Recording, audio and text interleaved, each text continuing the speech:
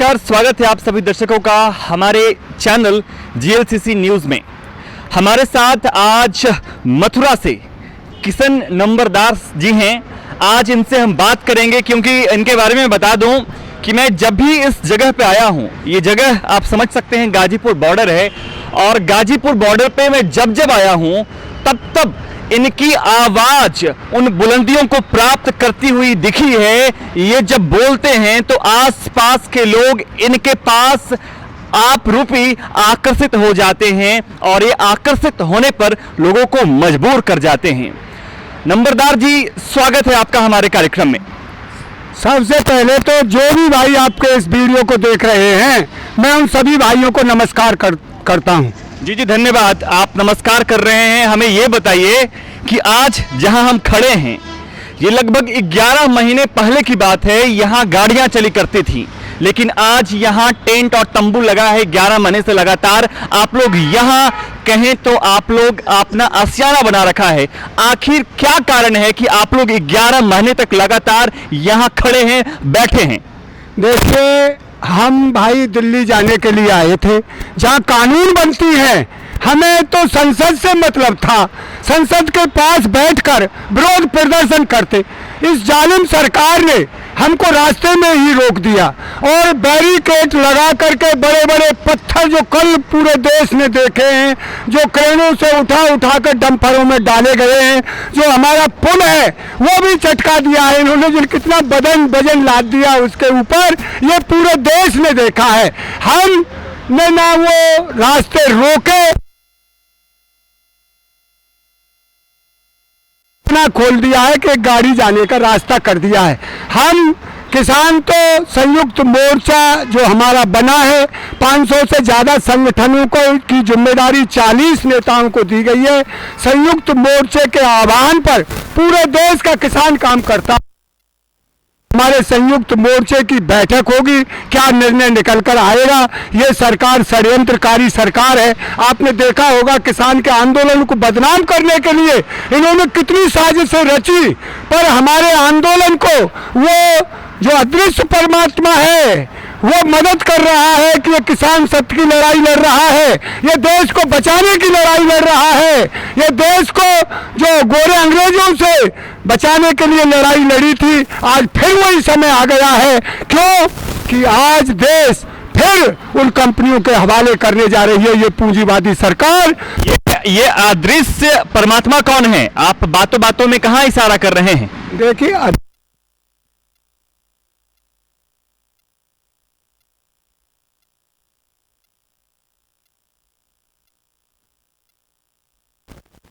वो ईश्वर जिसने सब कुछ रचा है वो हमारे पास है, किसानों के साथ है, वो न्याय के साथ रहता है। साच बराबर तप नहीं, झूठ बराबर पाप, जाके हृदय साच है ताके हृदय आप। वो जहाँ सत्य है, सत्य के साथ रहता है, वो परमात्मा, और ये किसान सत्य की लड़ाई लड़ रहा है। ये तो आपने काफी सही कहा कि जो सत्य का साथ देता है भगवान उसी का साथ देते हैं। नंबरदार जी, मैं आपसे ये जानना चाहूंगा कि सरकार तो बैरिकेडिंग हटाना शुरू कर दिया, ठीक है, आपने कहा कि सरकार ने बैरिकेड्स लगाया था और सरकार ही बैरिकेड्स को हटा रही है। आप ये बताइए कि किसानों ने ये तंबू गाड़े हैं, ये तंबू कब किसान कब गाड़ रहे हैं, कब हटा रहे हैं? देखिए,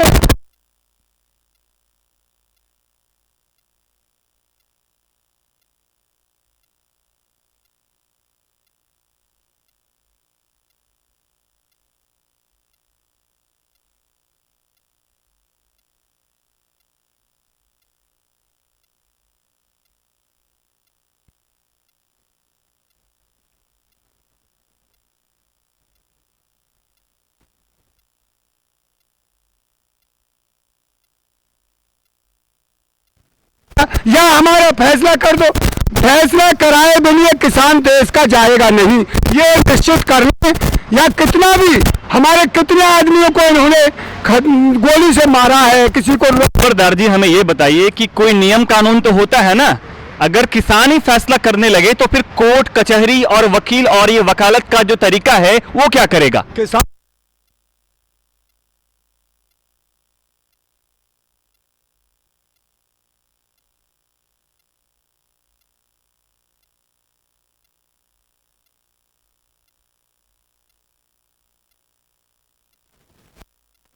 अलग है, तो क्या होगा उसमें? हमारी जमीन को ये पूंजीपतियों के हवाले करना चाहते हैं कानून के, उसके लिए लड़ रहा है किसान। आप ये बताइए, हमारी जमीन तो वहां चली जाएगी, मजदूरी हम बन जाएंगे, मजदूरी जैसे मजदूर करता है। जो ये खाने वाले हैं, आपने देखा होगा मॉल में 1 किलो का पैकेट कितने का मिलता है? जो हमारा गेहूं 15-16 रुपए में, वहाँ 80 रुपए का, 90 रुपए किलो का गेहूं। ये मैं तो मानता हूं कि किसान और जो इंडस्ट्रियलिस्ट हैं, जो आपसे गेहूं खरीदते हैं और उसे 50 रुपया में बेचते हैं, आप 20 रुपया में दे रहे हैं, वो 50 रुपया में बेच रहे हैं और बीच के पैसे कहीं और चला जा रहा है। तो इसी चीज को दूर करने के लिए ही तो ये कानून आई थी कि भाई ये जो बीच में जो बिचौलिए हैं उनको दूर करना है। अरे ये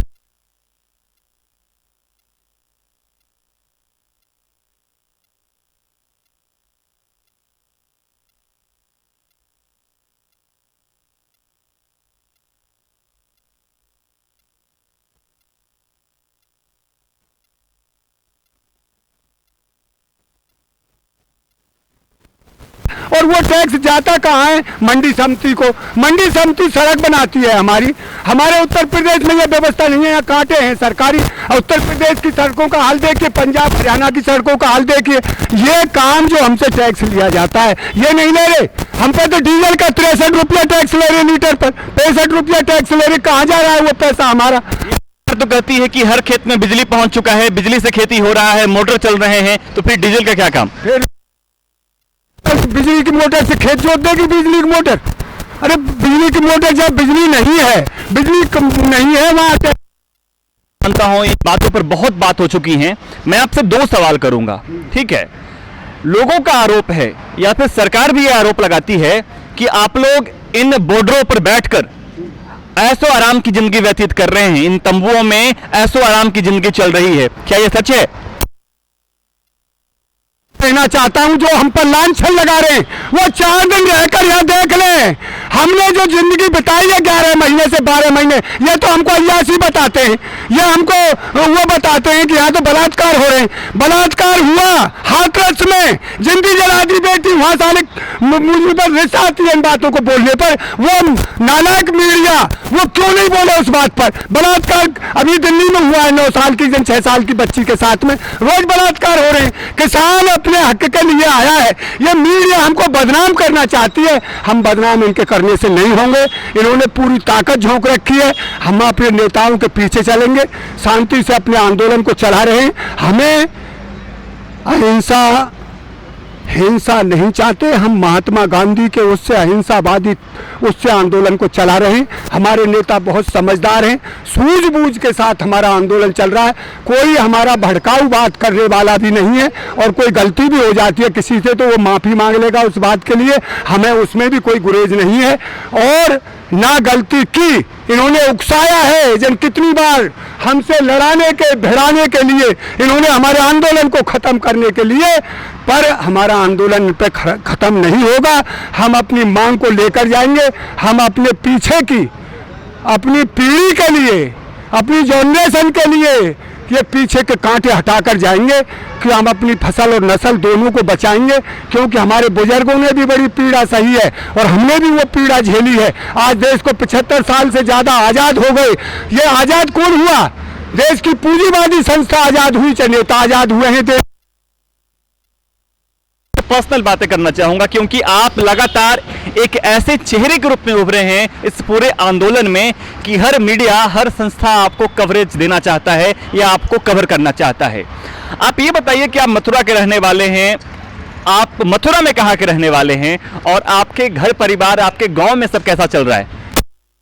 मैं मथुरा जिले का रहने वाला हूँ। मथुरा जिले में छाता तहसील है। छाता की तहसील में कोसी शहर है, हाईवे पर स्थित है। वहां से 9 किलोमीटर दूर मेरा घर है। और मैं एक बात आपसे कहना चाहता हूं, ये कहते हैं कि हमने गड्ढे मुक्त सड़क करेंगे, योगी जी का ये वादा था। हम आपसे कहना चाहते हैं, आप मीडिया वाले हैं और वहां की मीडिया से संपर्क साधिए। कोसी से जो सड़क 15 किलोमीटर तक जाती है, लास्ट वहां जमुना आ जाती है, आगे वहां तक की सड़क का हालत देखिए।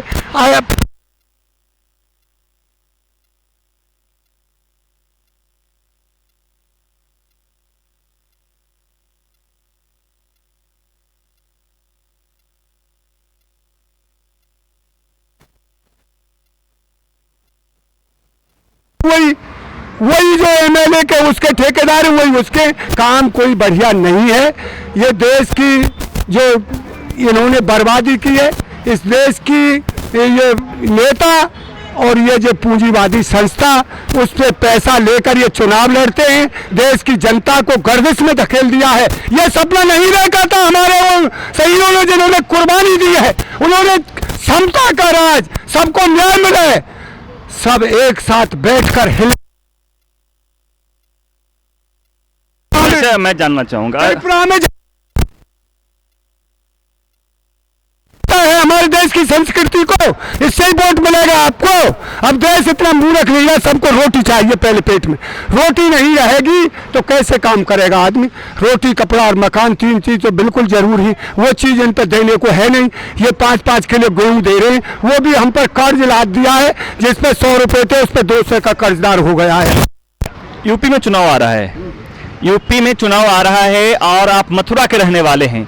मथुरा एक ऐसा जगह है जहां का इतिहास और जहां का धार्मिक महत्व सब लोग जानता है। कृष्ण जन्मभूमि भी वहां का ही वो एक हिस्सा है और लोग सब जानते हैं। आप ये बताइए कि इस बार यूपी चुनाव में किसानों का मुद्दा कितना प्रबल है और कितना ये कहीं ना कहीं मैं बताऊं कि सरकार को बदलने में, सरकार को बनाने में कितना महत्वपूर्ण साबित होने जा रहा है किसानों का मुद्दा। देखिए हूँ, किसान वो सहनशील बिरादरी है। किसानों का कोई जाति धर्म नहीं होता, जो खेती करता है वही किसान है। किसान इस देश में 80%